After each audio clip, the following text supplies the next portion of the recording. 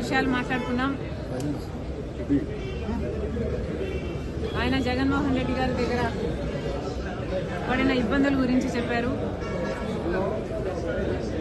రాబోయే రోజుల్లో మీడియాను పెట్టుకోబోతున్నారని చెప్పారు. ఇలా చాలా విషయాలు మాట్లాడుకున్నాం. details of which I am not at liberty to disclose. కానీ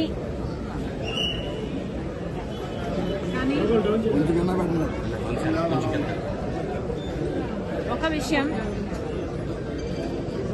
నా బిడ్డలకు సంబంధించిన విషయం కాబట్టి, అది నా పర్సనల్ ఇష్యూ కాబట్టి దాని గురించి మాట్లాడే స్వేచ్ఛ నాకుందని భావిస్తూ ఆ ఒక్క విషయం మాత్రం చెప్పదలుచుకున్నాం. సాయిరెడ్డి గారు చెప్పిన ఈ ఇన్సిడెంట్ టైం లైన్ ఏమిటంటే, జగన్మోహన్ రెడ్డి గారు సొంత తల్లి మీద, అంటే మా అమ్మ మీద కంపెనీ షేర్స్ తనకే చెందాలంటూ లీగల్గా కేసు వేసిన తర్వాత నేను కొన్ని వాస్తవాలను బహిరంగంగానే రాజశేఖర రెడ్డి గారి అభిమానులందరికీ తెలియాల్సిన విషయాలుగా కొన్ని విషయాలు నేను బయట పెట్టడం జరిగింది. దాని తర్వాత జగన్మోహన్ రెడ్డి గారు సుబ్బారెడ్డి గారితో, సాయిరెడ్డి గారితో కూడా ఒక ప్రెస్ మీట్ పెట్టించి, సపరేట్గా ప్రెస్ మీట్లు పెట్టించి నేను చెప్పిన విషయాలన్నీ అబద్ధాలు అని వాళ్ళతో చెప్పించడం జరిగింది. దాని తర్వాత ఆఫ్ కోర్స్ అమ్మగారు విజయమ్మ గారే బహిరంగంగా, లేదు సాయిరెడ్డి గారు సుబ్బారెడ్డి గారు చెప్పిన విషయాలలో వాస్తవం లేదు అని చెప్తూ, వాళ్ళు చెప్పిన విషయాలు అవాస్తవం చెప్తూ,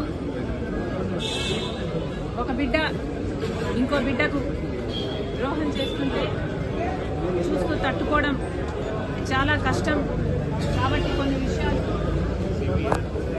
బహిరంగంగా చెప్తున్నానని చెప్తూ జగన్మోహన్ రెడ్డి గారు నాకు అన్యాయం చేస్తున్నారని విజయమ్మ గారే బహిరంగంగా లేఖ రాసి చెప్పడం జరిగింది. ఆ టైం లైన్లో, ఆ సినారియోలో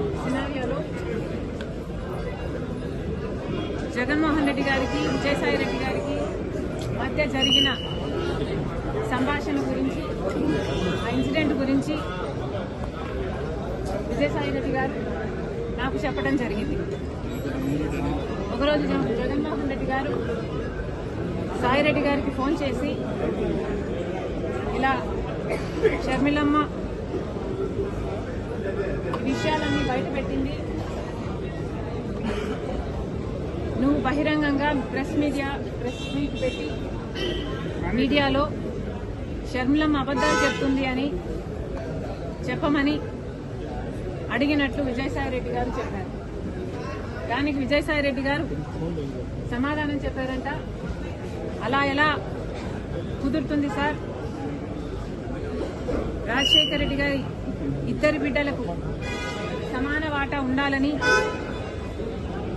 రాజశేఖర రెడ్డి గారు ఉన్నప్పుడే జరిగిన డిస్కషన్స్లో మీరు, నేనే కాదు సార్, ఆ డిస్కషన్స్లో చాలాసార్లు షర్మిలమ్మ గారు, భారతమ్మ గారు, విజయమ్మ గారు అందరూ ఉన్నారు. మరి ఇంతమందికి తెలిసిన విషయం అబద్ధమని నన్ను ఎలా చెప్పమంటారు? నా వల్ల కాదు, ఈ ఒక్కసారికి ఈ ఒక్క విషయంలో నన్ను వదిలేయండి అని బ్రతిమాలుకున్నారట. దాంతో జగన్మోహన్ రెడ్డి గారు తర్వాత రోజుల్లో అదే విషయాలను సుబ్బారెడ్డి గారి చేత ప్రెస్ మీట్ పెట్టి చెప్పించడం జరిగింది. ఆ ప్రెస్ మీట్ తర్వాత జగన్మోహన్ రెడ్డి గారు మళ్ళీ సాయిరెడ్డి గారికి ఫోన్ చేశారని చెప్పారు. ఆ ఫోన్ కాల్లో మళ్ళీ జగన్మోహన్ రెడ్డి గారు లేదు తప్పదు, ఈ విషయం నువ్వు కూడా చెప్పాల్సి ఉంటుంది కాబట్టి ప్రెస్ మీట్ పెట్టి షర్మిలమ్మ చెప్తున్నది అబద్ధమని చెప్పాలని చెప్తే మళ్ళీ సాయిరెడ్డి గారు సార్ విజయమ్మ గారికి అన్ని విషయాలు తెలుసు, దయచేసి నన్ను బలవంత పెట్టకండి, నాకు ఈ విషయంలో జోక్యం చేసుకోవడం ఇష్టం లేదు, నన్ను వదిలేయండి అని ఎంత బ్రతిమాలినా జగన్మోహన్ రెడ్డి గారు ఒప్పుకోలేదని చెప్పారు. దాంతో అమ్మ నాకు తప్పలేదు, తప్పించుకోవడానికి నేను చాలా ప్రయత్నం చేశాను, తప్పనిసరి అయి నేను ఒప్పుకోవాల్సి వచ్చింది అని సాయిరెడ్డి గారు చెప్పారు.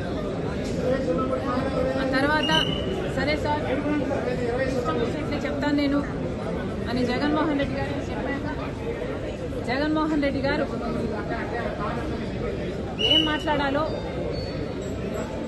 ఏ పాయింట్లు మాట్లాడాలో నేనే డిక్టేట్ చేస్తాను, నువ్వు నోట్ చేసుకో అని సాయిరెడ్డి గారితో చెప్పారట. ఆ తర్వాత 40 నిమిషాల పైన జగన్మోహన్ రెడ్డి గారు ఏ పాయింట్ ఎలా చెప్పాలి అని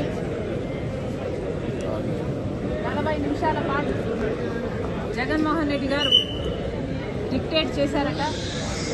ఆ డిక్టేషన్ను సాయిరెడ్డి గారు నోట్ చేసుకోవడం జరిగిందట. ఈరోజు రాత్రి 7 గంటలకి ప్రెస్ మీట్ పెట్టాయి అని చెప్పారట. దానికి సాయిరెడ్డి గారు లేదు సార్ నేను ప్రెస్ మీట్ పెడతానని చెప్పాను కదా, నాకు కొంచెం టైం ఇవ్వండి, నేనైనా నా మైండ్ అయినా దీన్ని అర్థం చేసుకోవాలి, జీర్ణించుకోవాలి కదా, నేను పెట్టాను సార్ నాకు కొంచెం టైం ఇవ్వండి అని కోరారట. తర్వాత సాయిరెడ్డి గారు ఆ ప్రెస్ మీట్ పెట్టడం జరిగింది. ఇది సాయిరెడ్డి గారు ఎలా అయితే నాకు నరేట్ చేశారో అలాగే నేను మీకు నరేట్ చేయడం జరిగింది. దీంట్లో పొల్లంతా కూడా అబద్ధం లేదు, నేను యాడ్ చేసి చెప్పింది అంతకంటే లేదు. జగన్మోహన్ రెడ్డి గారు నైజం ఇది అని పూర్తిగా ఇప్పటికి నేను అర్థం చేసుకున్నాను కాబట్టి ఈ విషయం నాకు ఆశ్చర్యం